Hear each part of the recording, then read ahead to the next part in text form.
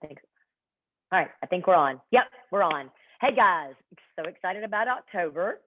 Nevada and I'm going to talk to you a little bit about that. But before we go into October's training plan, we want to talk quickly about our calendar that's on our website, calendar/schedule, and about FTP assessments and things that we kind of need to know.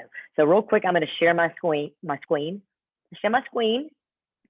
if I can.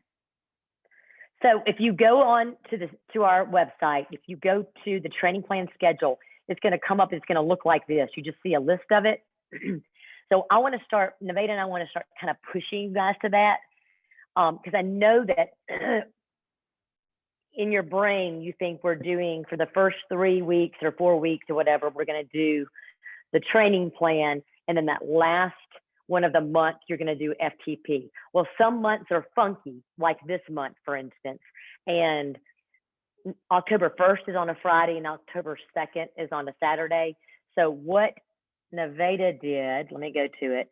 So she has all the way through, let's say there was a class on Sunday, we don't have one, all the way through Sunday, it would be half full, half empty, or half empty, half full. And then that last week, even if it bleeds into the next month, it started with the FTPs.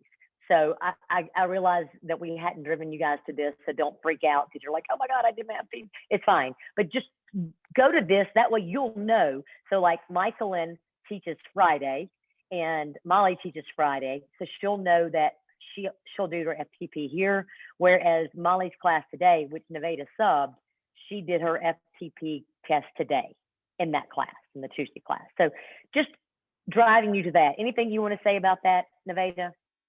It gives us the opportunity to make sure we're all on the same page, and everything we can do with consistency adds credibility back to what we're doing. And so it's really important that if we can stay on the same page, we do. So this gives us a chance. And like Robin said, we haven't really pushed it to this, but now you know that it's there, and I will keep it updated with what the training plan is, and then when the FTP should happen. So it'll just keep us all on the same page. Yeah. Perfect. All right. Second thing we want to talk about, don't want to spend a lot of time, but is FTP. I'm going to let you talk about that, Nevada. So I, like Robin was saying, I subbed for Molly this morning, and it literally is, it is an all-out effort. We understand that. We know that our members are going to come and bring their A game. It's really important that they do that. It's really important that we collect the data, because what gets measured gets managed. And one of the things that sets Crank and Plank apart from any other group exercise class is we're giving them a chance to see some data, train with us, and then assess them again after a time period of training, reassess them, and then they get to see improvement. What I've looked at so far with the results of the FTP coming in, I want to give Liz a huge shout out, because I'm already seeing improvements in her athletes. I can see that one athlete improved 4 watts, one athlete improved like 20 something watts. So that data that we're getting, it's important that we collect it. I encourage you to use the QR code. I used it this morning when I taught. You can pull it from the website. They just need to have a camera on their phone. It will take them there. It's a simple form that they fill out. And then at the end of the class, they plug in their FTP, their 5-second sprint, and their plank challenge results. And then that information comes into a spreadsheet that I'll collect, and I'm going to give them feedback to let them know for the upcoming month, we're going to be doing this 10-second all-out effort. We're talking about that training plan in just a second, but they're going to know during that 10-second effort exactly what wattage they should shoot for based on FTP results. Well, if I don't get the FTP results, I can't send that data back to them. So for 2 things, for 2 reasons. One is we want to use the data for the upcoming month of training. And 2, we want to see those improvements on those FTP assessments, the 5-second sprint assessment and the plank challenge assessment. So Robin, I'm going to throw it back to you to talk about that plank challenge. Perfect. So the plank challenge, Nevada and I talked about it because she did it today, and she's like, some people were cheating. And so here's let's do this from here on out. When you start to do your plank challenge or before it or whatever, say, here's the deal, y'all. I don't care where you start. You can start on your full, you can start full, full arm straight plank. You can come to your elbows. You might be elbows, knees, but wherever you are is where you stay. So if I start on my elbows, but then I go up to here, I just made it easier. And our goal is to get stronger where you are at, right? So let's say I went all out. I went forearms, in toes. I'm holding on. My form is good. So, Demeda's watching that. If she sees my back start to sag and she thinks I need to come to my knees, she's going to come to me and say, hey, Robin, it's been 2.5 minutes. Go to your knees. I think it's going to, and then I can go to my knees and still stay in it. But 2.5 minutes is what I write in that collection, that data collection, because I didn't do 5 minutes, because if I had to come up here, then I didn't do 5 minutes. If I had to sit back and down dog, I didn't do 5 minutes. So it's not a way of being like bossy, It's a way to help us get stronger where we're at. So if maybe someone's in a full plank, but on their knees, and that's where they're at, and they can get 5 minutes, then next time say, you know what? I think you can do a full plank, but on your toes, and let's see where that goes. So it's real important to note the position of where they are and to stop them when it looks like, you guys see it. When you see that form going, it's okay. It's your job as their coach to go, hey, I'm coaching you to write that number down. You're at 2 minutes and 15 seconds. Go ahead and find some relief or whatever. Now, some of them are honest and they're just going to tap out, and that's okay. But also encourage them, if they have tapped out totally, to encourage the people that are still staying. Cool? Is that good, Nevada? That's perfect. I think that right, takes us through this week. Yes. So FTP week is happening. Happening now. So moving from there, let's go into October, because some of you guys will be getting ready for that real soon. So this week, we are doing S squared, which is standing starts. I'm going to let Nevada speak to that, and I'll jump in if I desire to, but she got it. Go. Yeah. So with this standing start training plan. So Robin, will you go over to the training plan for crank content over there on the right? Is it here? Yeah. Training plan. Taking a minute to load. Here we go. It may be easier to get. Is it here? Yeah, you're right. If you go to crank content on the right, it's just. Well, all right. You're there. Right there. I'm the short bus. Here we go. Cool. All right. Here. Yep. So S squared.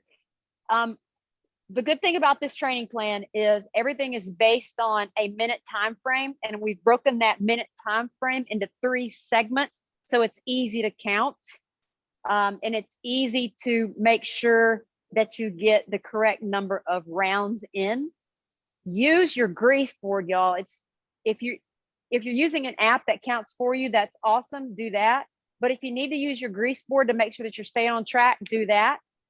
But with this format, what you're going to be doing is, I want you to imagine that Robin and I are racing against each other. We're both on our bikes, and we are within just a few yards of the finish line. And Robin decides to change gears, and she gets in a big gear.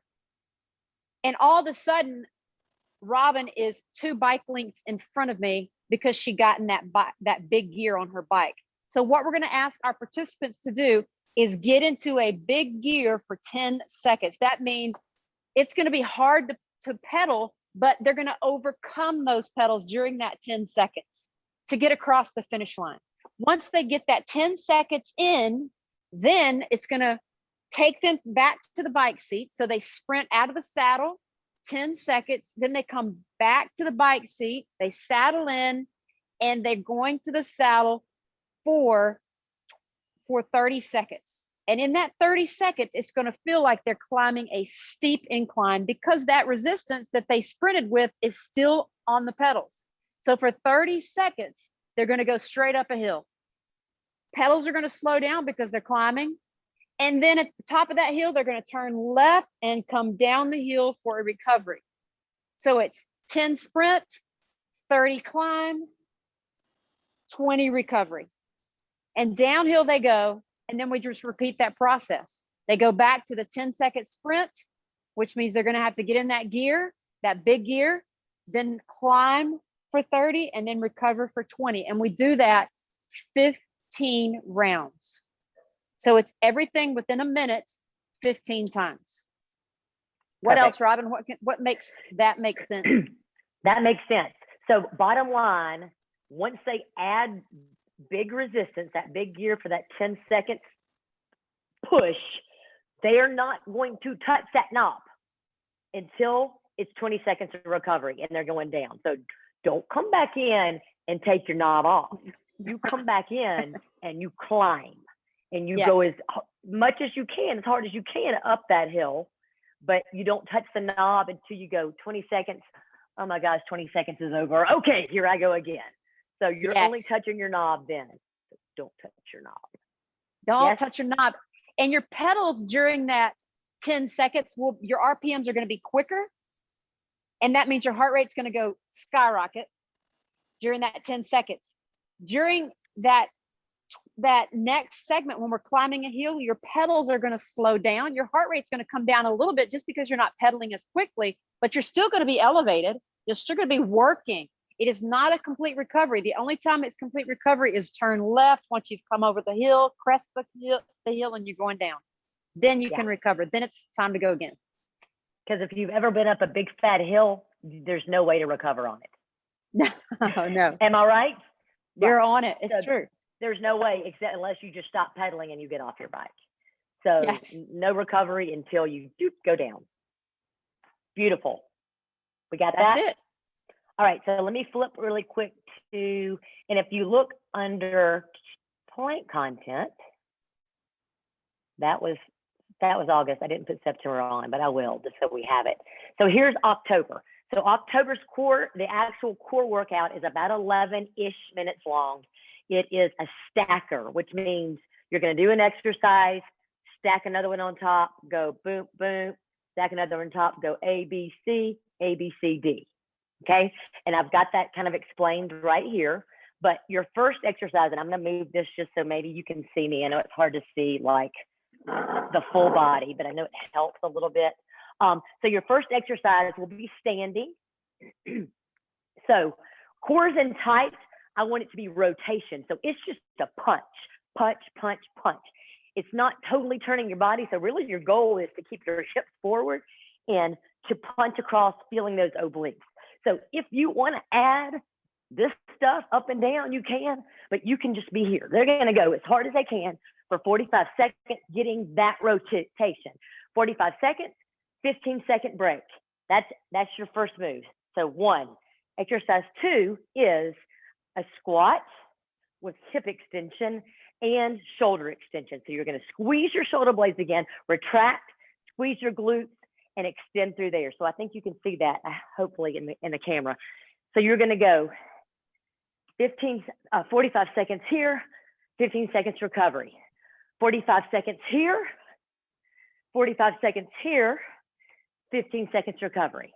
Your third exercise is swimming. So I'm not going to do that. You can just imagine I'm on the ground. So I'm swimming here. It can be slow or fast. So I'm going to go 45 seconds, 45 seconds, 45 seconds swim, 15 seconds recovery. And then my fourth exercise will just be a reverse crunch. So on your back, thinking about tilting that pelvis, not necessarily getting momentum, but using that reverse crunch. That's your final exercise. So you'll go exercise 1 plus 2 plus 3 plus 4. That's when you get recovery. So you only recover in the middle of every time you start to stack another one on. If you have a question about that, let me know. Your finisher is a beast maker. So we're not going to stack it completely the way we did there, but we're still going to build. So the first part will be a little bit slower so they can get it, but you're going to show them basically a burpee, but it's a core burpee. So remember, it's not bam, bam, thank you, ma'am. So you may step down. Do I need to put this down? I Yeah, don't that's a know. better angle. That's That good. better? That's That a good. better? Yeah, that's good. So, Yep. so you may start with everybody. So here we are. We're all going to do it together. Yes? All right. So we're going to step down, down, out, out, cores in tight, step back in, come up. All right, that's step one. Step two, down, down, and they can hop out if they want. Here, core in tight. I'm going to do a renegade row. So if you have weights, that's great. If you don't, you're still going to squeeze through your shoulder blades. You're going to do that just one arm, step back in, come up. Here we go with our third step. You ready? We're going to go down, down, step out, out, renegade row, push up, step or hop back in, whichever one, overhead press if you have weights. If not, then you can just push up. Once you've gone through that, so now they have their steps, they're going to do max rep for 1 minute. So they're going to do that whole thing. Burpee down, renegade, push up, stand up, overhead press. Down, down, renegade, push up, overhead press. As many times as they can in 1 minute. If someone's like, I can't do that, heck, they can do push-ups or they can do renegade rows. You can make it whatever they need it to make it, but your full thing would be that full Beastmaker. Does that make sense? I like it. I like the way this format that Robin's put together. It kind of lends itself to the same kind of thinking in that the first is a stacker, and I think maybe the next one it builds on that same concept. Yeah, as a stacker. It really puts it fits together nicely. Thank you, darlings.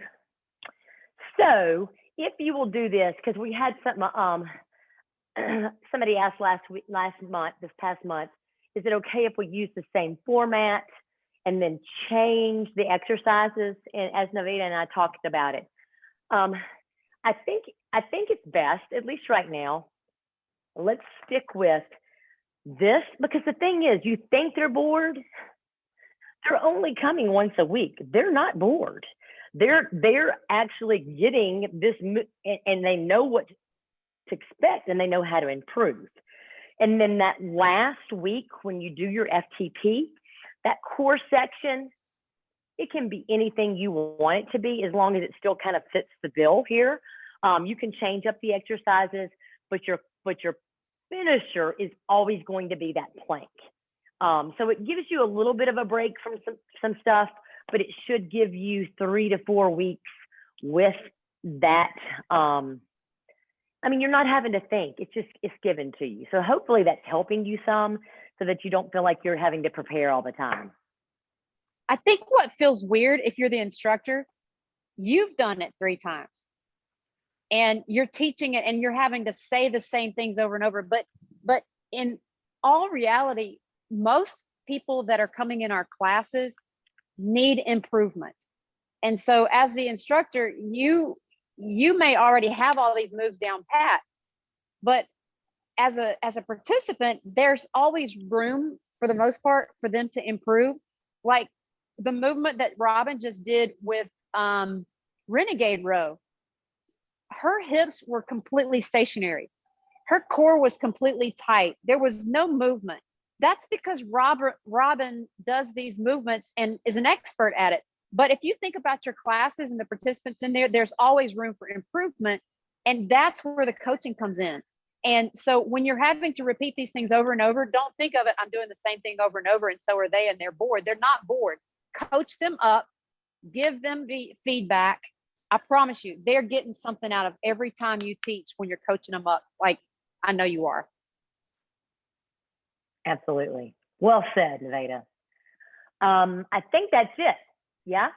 So with that said, going forward, doing your FTP this week, make sure you get them to turn in their numbers. It makes a difference.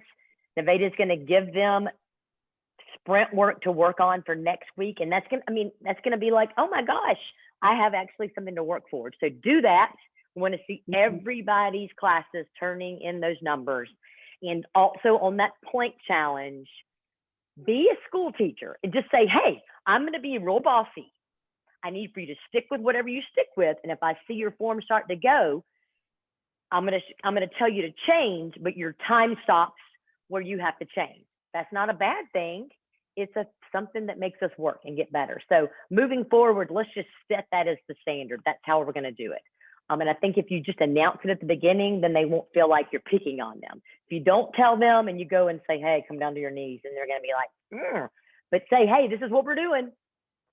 If I see this happening, or if you have to change positions, then make sure you know where your time stops. Yep. All right. Hey, if you have any questions, Nevada did put on here, let's go, boom, forum. Click here to access. It's awesome. So some of you guys might not have even played around with it so far yet. Nevada put a little something out there. She put a little video of Molly's class. It was kicking. So watch that. And you can always add comments here. You can ask questions, whatever. And if nobody's responding, then go, hey, Robin, I sent you an email or whatever. But it is a place for a discussion board. So it's a really good tool. So let's use it. Yeah, and the question that you asked, the question that you asked, somebody else may have that same question. So use this discussion board to just talk. It's like having a place to, it's like Facebook for Crank and Plank. So there you go. Talk it out. Love it. Love it. So watch this video. If you're at this point, then you have watched it clearly. And Nevada, hang on just for a second before, and I'm going to say bye. See y'all. Oh, wait, I'm still on. That was just my screen sharing. Let's see, recording.